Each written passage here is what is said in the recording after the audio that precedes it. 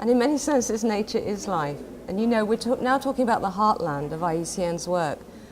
We're 64 years old and we've always been working on species and protected areas.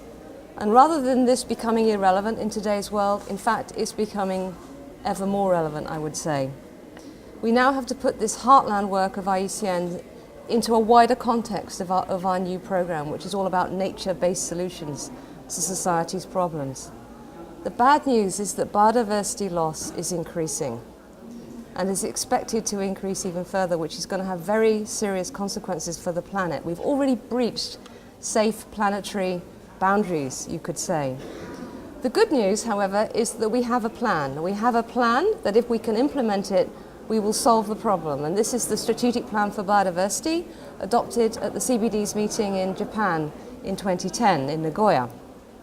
If we can all get on and implement these targets, then we really will be able to secure a future for mankind and for nature.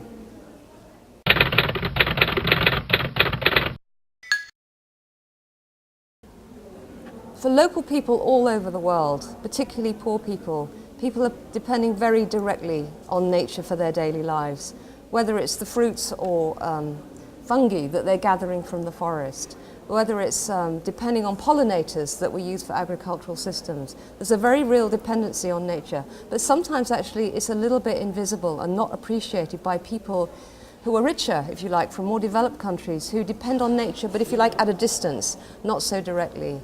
And in fact, we have an inequitable distribution of the benefits of ecosystem services right now.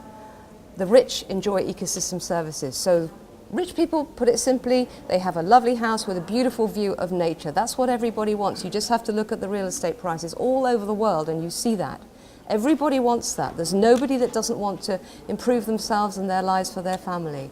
But it's the poor people who depend very directly on nature. So if that nature is destroyed, and sometimes the poor people, even I would say, know that they are destroying it, and this must be a great heartbreak because the sustainability is not being ensured for future generations. So IUCN needs to work more and more with people at the local level to show how we can bring about sustainable use of all of biodiversity, you know, and I'm talking about the species level and the ecosystem level and the genetic level. We need to look at all these three components of biodiversity, make sure it's sustainable in every way to secure a future for all the people of the planet.